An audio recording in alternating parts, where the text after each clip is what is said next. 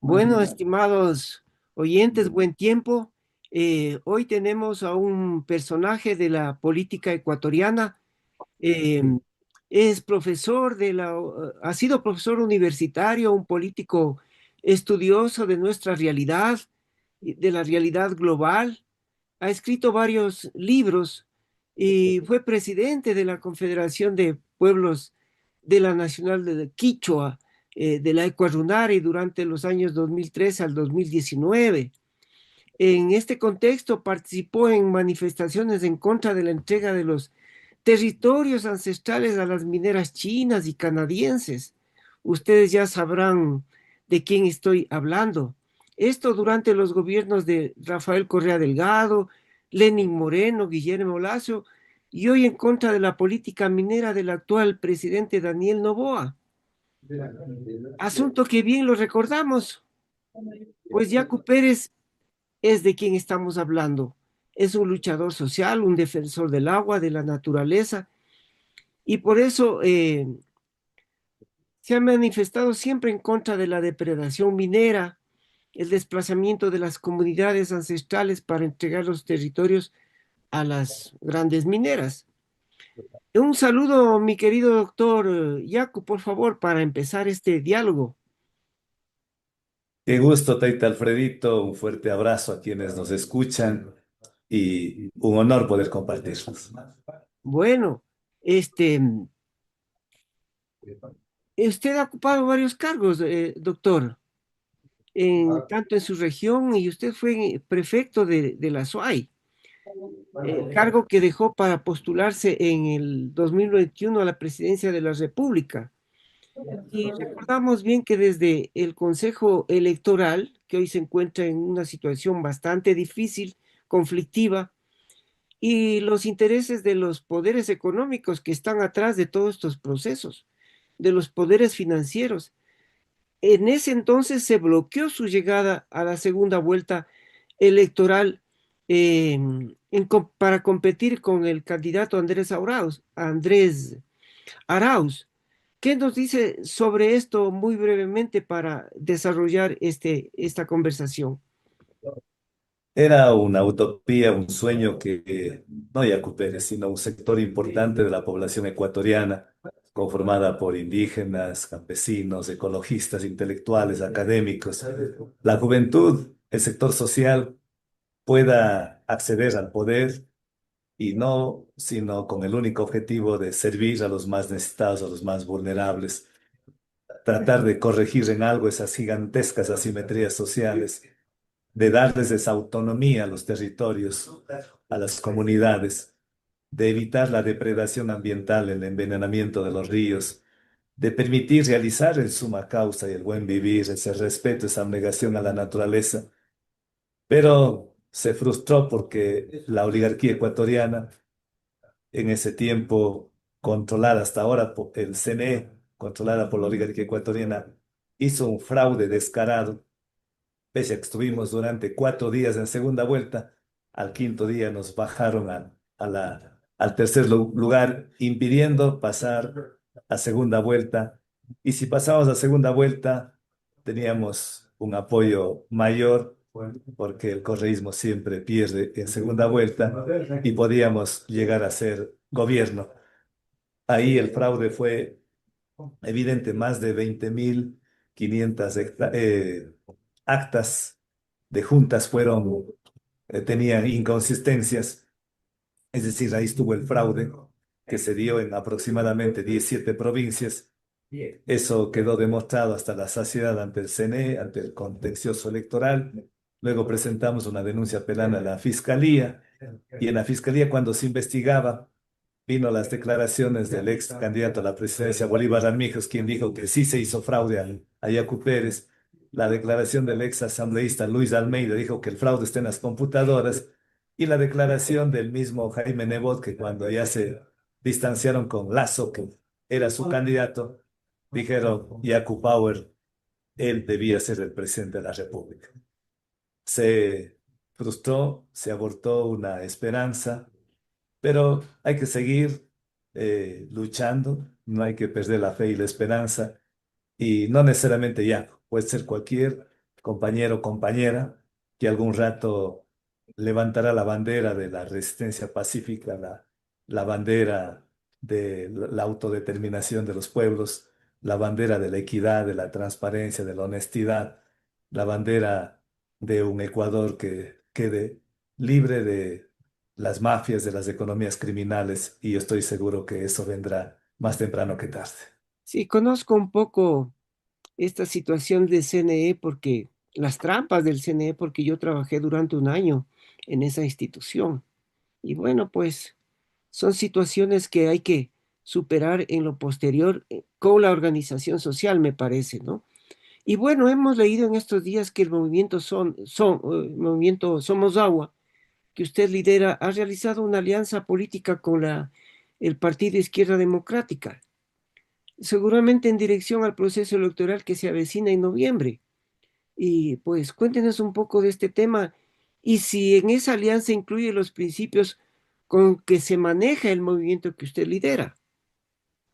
Totalmente. A la justicia social con libertad que pregonaba su líder histórico Rodrigo Borja, ex presidente de la República, y sus bases, nosotros complementamos con la justicia ecológica con dignidad y creemos de que el ecofeminismo, el respeto a los territorios, esa autonomía de los pueblos originarios, esa libre determinación de las comunidades, de las comunas indígenas y campesinas, tiene que ser reivindicada.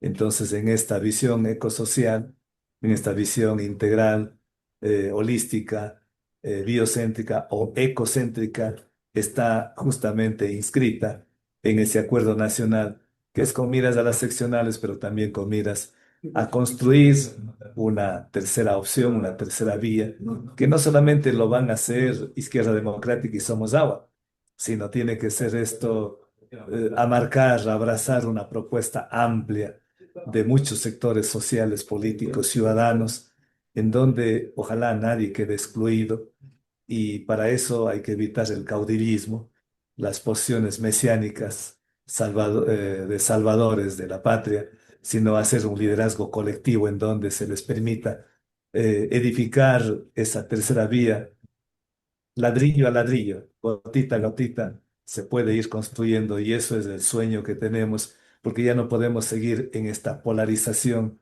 de correístas y novoístas, en la que los unos reivindican ser buenos acusando a los otros de malos y viceversa. Creo que en el medio, en el centro, oprimidos por los dos sectores, está una inmensa mayoría que no se identifica ni con el uno ni con el otro, y que tiene la viva esperanza de transformaciones verdaderas de las estructuras sociales, económicas, institucionales que tiene el país. Hemos leído también que usted puede ser candidato a la alcaldía de Cuenca o esperará para el 2029 eh, para el proceso mayor de la presidencia de la República.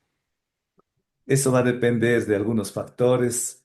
Estoy ahora acompañando a precandidatos en diferentes localidades del país.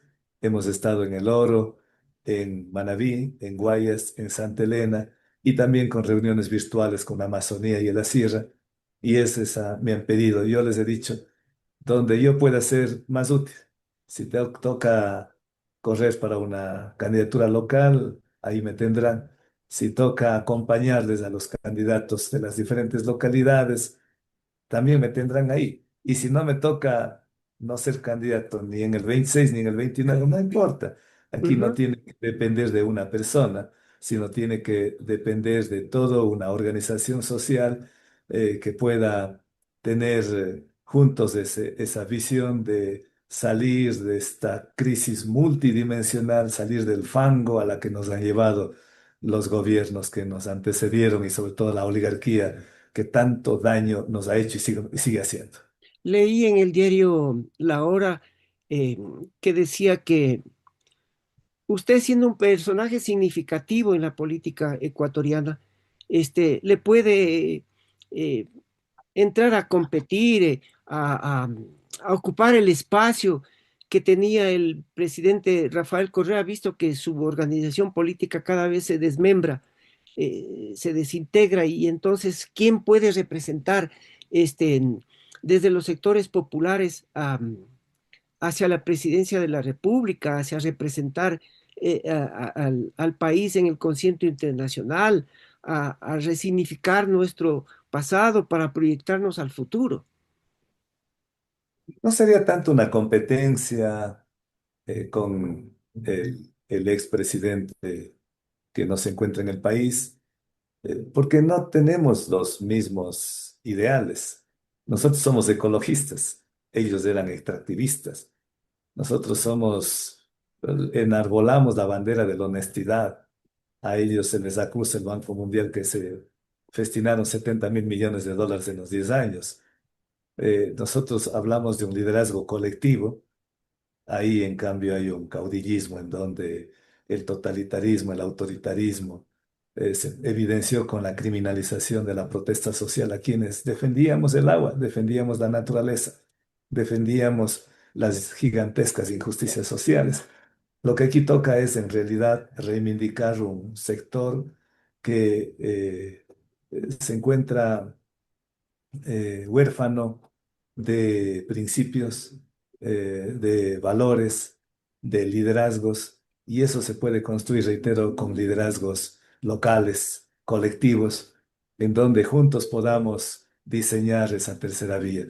Y yo siempre soy partidario de ser colectivos, siendo colectivos, siendo comunitarios incluso, aprendiendo de nuestros abuelos, cañaris, quichuas y otros, o nos hundimos todos o nos salvamos todos. Y Entonces creo que la construcción de esa tercera vía, con una visión de una izquierda ecologista, una izquierda post-extractivista, de una izquierda honesta, de una izquierda amplia, no sectaria, no dogmática, de una izquierda comprometida con las nuevas demandas sociales de la comunidad LGBTI, de la comunidad que defiende los derechos de los animalitos, los derechos de la naturaleza, de la comunidad que apuesta por el pacifismo en contra del armamentismo, de esa comunidad que busca cimentarse en aquellos principios dejados por los abuelos bajo esas cosmovivencias, bajo esas cosmovisiones.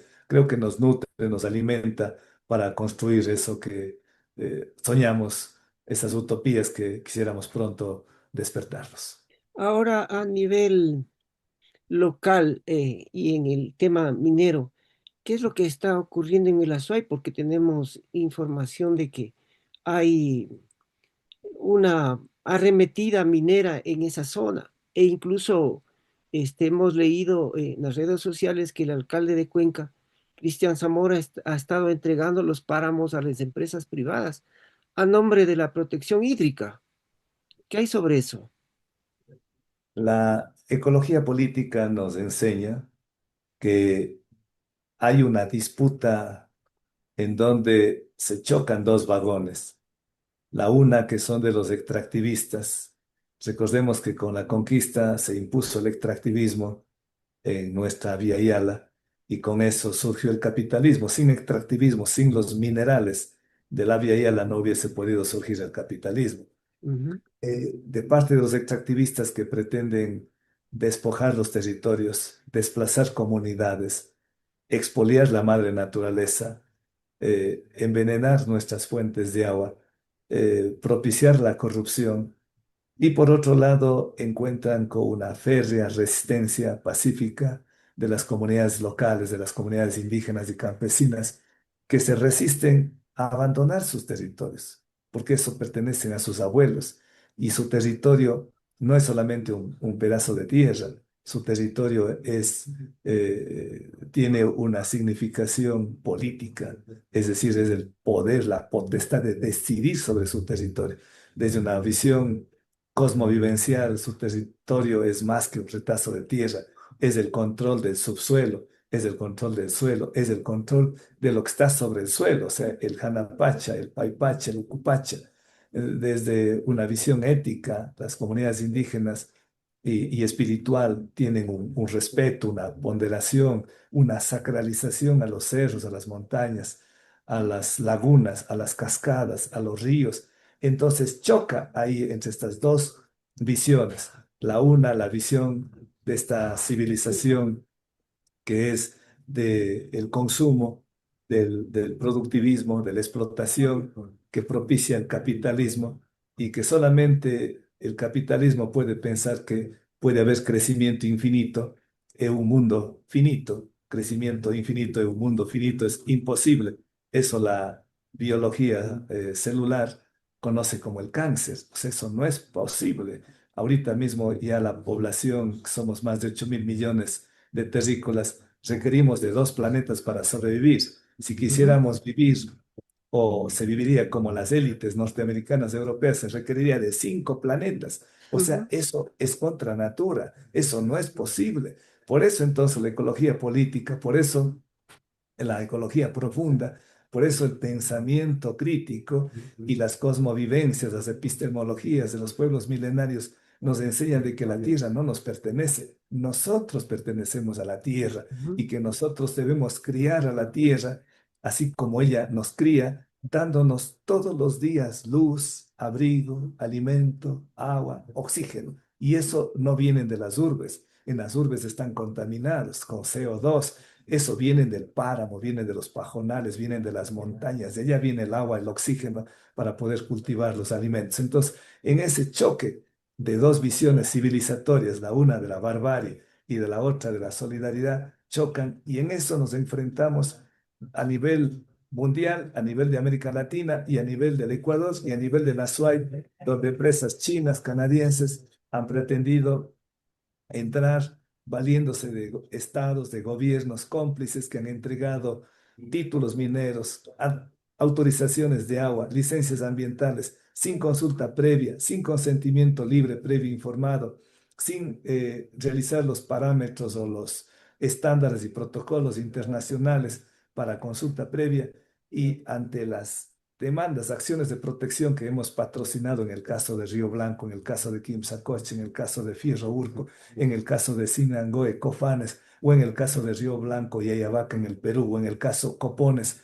en Guatemala, hemos tenido éxito, ya sea en las cortes jurisdiccionales, en las cortes constitucionales o en las cortes interamericanas, tanto en el sistema interamericano como en el sistema universal de derechos humanos. Sin embargo, los estados no respetan ni las consultas ni las sentencias, entonces sigue el choque.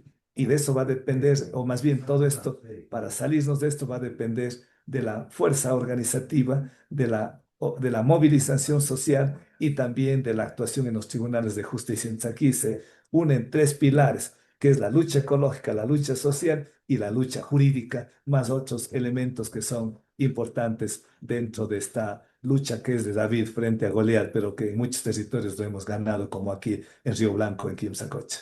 claro, y sin embargo, debemos tomar en cuenta que recientemente se había aprobado la ley orgánica para el fortalecimiento de los sectores estratégicos, ¿no? De minería y energía, y eso da carta abierta a la explotación minera en varios sectores, y lo cual significa también el desplazamiento de las comunidades ancestrales para entregarles justamente a las mineras, ¿no? Pues, qué ha pasado con este trámite en la Corte Constitucional sobre la inconstitucionalidad de esta ley? Bueno, recordemos que en el 2010, en el 2009 se aprobó la ley de minería en el gobierno del expresidente Correa y ahí se permitió ampliar de la pequeña minería a mega minería. Y con esa ley, perdón, se inauguró el primer proyecto o los dos primeros grandes proyectos de megaminería en el país, como es en Fruta del Norte y Cóndor Mirador, manejados por Lundin Gold y la empresa EXA de capitales, la primera australianos canadienses y la segunda de capitales chinos. Y luego el gobierno actual se fue a Toronto, Canadá, a la Feria Mundial de Minería, y ahí se llegaron a muchos acuerdos. En los lobbies participó él en directo, sus ministros, y lo que se supone es que fue a vender nuestros territorios con comunidades enteras. Y por esa razón es que vino luego, se abrió el catastro minero. Luego vinieron una cantidad de reformas a la ley de minería Luego se hizo unas leyes con el carácter de urgente, supuestamente la ley de protección de páramos, pero que en realidad no es de protección de páramos, sino de destrucción y militarización de los páramos. Luego vino la ley de transparencia social para perseguirles a aquellas organizaciones que se oponen a la minería. Y han venido varias leyes en ese sentido, es decir, todos estas alineando para facilitar el extractivismo minero. Nosotros hemos presentado a todas las leyes lesivas, no solamente a las comunidades, sino al Estado ecuatoriano, a la ciudadanía, hemos presentado demandas de inconstitucionalidad. Todas ellas han sido ya admitidas, o sea, calificadas. Ahora se espera su dictamen final. Ojalá puedan ser declaradas inconstitucionales por la forma y por el fondo, porque vulneran derechos humanos, derechos fundamentales y derechos colectivos de los pueblos indígenas, como por ejemplo la consulta prelegislativa. Esto está en la Corte Constitucional, estamos a la espera, pero mientras eso se dé, que demorará algunos meses más, las comunidades en resistencia seguimos en las calles, en las plazas, en las comunidades, guardianes del agua, defendiendo las defensoras y los defensores del agua, lo que el bien más preciado, que es el agua, y sin agua no hay vida. Claro. Este, o sea que con esa ley ya no es necesario pasar por las reglas del juego jurídico para proceder con la explotación minera. Es decir, que el impacto ambiental podría ser devastador para el país. Sin duda, esta nueva ley de minería, esta reforma, permite primero que las regalías, que eran el 95 para la empresa minera y el 5 para el Estado ecuatoriano, ahora sea 97 para las empresas mineras y el 3% para el Estado. O sea, dejan las migajas. Pero eso no es todo. Ahora nos van a dejar esas migajas envenenadas, porque para etapas de exploración, de prospección, ya no se necesita licencia ambiental, se requiere solo un certificado ambiental. Y eso va en contra de la Constitución, en contra del Código Orgánico del Ambiente, que se dispone que cuando va a haber un proyecto con impactos ambientales medianos y grandes, necesita de una licencia ambiental, necesita de una línea base, necesita de estudios ambientales, de evaluación de impactos ambientales, de un plan de manejo. Ahora ya no existe aquella situación. Asimismo, ahora con esta ley permite la militarización de estos sectores, de estas comunidades, de estos territorios, y lo que es peor, forman clústeres mineros, es decir, un estado dentro de otro estado. Prácticamente se le entregaría la administración de muchos territorios a empresas mineras que tendrían ahí concentradas sus servicios, como por ejemplo de transporte, de conectividad, de abastecimiento de hidrocarburos, abastecimiento de energía eléctrica, y eso allá no van a poder entrar un gobierno parroquial, ni un gobierno municipal, ni un gobierno provincial. Sería un búnker reservado única y exclusivamente para el control minero. Claro, estamos prácticamente gobernados por por una corporación económica bastante poderosa, eso es evidente, ¿no? ¿Ustedes han detectado personajes, familias que se mueven en torno a la explotación de minera en el país con contactos extranacionales? Hay una puerta giratoria en el campo del extractivismo minero particularmente. Cuando llega al poder un gobierno, los gerentes, los administradores de estas grandes empresas pasan a ser ministros, viceministros, subsecretarios, directores. Cambia de gobierno, ellos vuelven a ser gerentes de las empresas mineras y van otros en cambio, es decir, unos entrando, otros saliendo, pero todos con el objetivo de seguir con el festín minero, por un lado.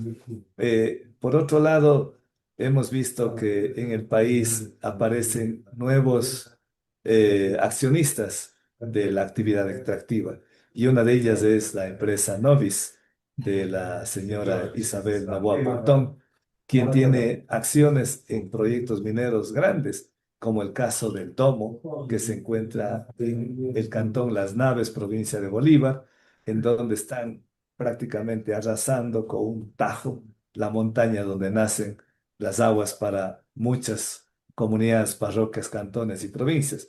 O sea, sin el agua de Bolívar va a sufrir consecuencias ambientales de impacto ecosocial muy graves, no solamente la provincia de Bolívar, sino la provincia de Los Ríos y la provincia de Guayas, en sus plantaciones de bananeras, cacaoteras, cafeteras, camaroneras, entre otras. No se dan cuenta que el agua que se va a contaminar con el cianuro, con el mercurio, va a terminar contaminando también los productos que son para el consumo interno y sobre todo para la exportación. Entonces ahí vamos a ver que entran en conflictos y eso hace daño no solamente al común de los ecuatorianos, sino también a algunas empresas. Usted ha dicho que se frene el festín minero. Eh, cuál es o cuál sería la estrategia para lograr frenar este festín minero, esta arremetida de las corporaciones mineras? ¿Y con qué respaldo popular se contaría para frenar esa arremetida?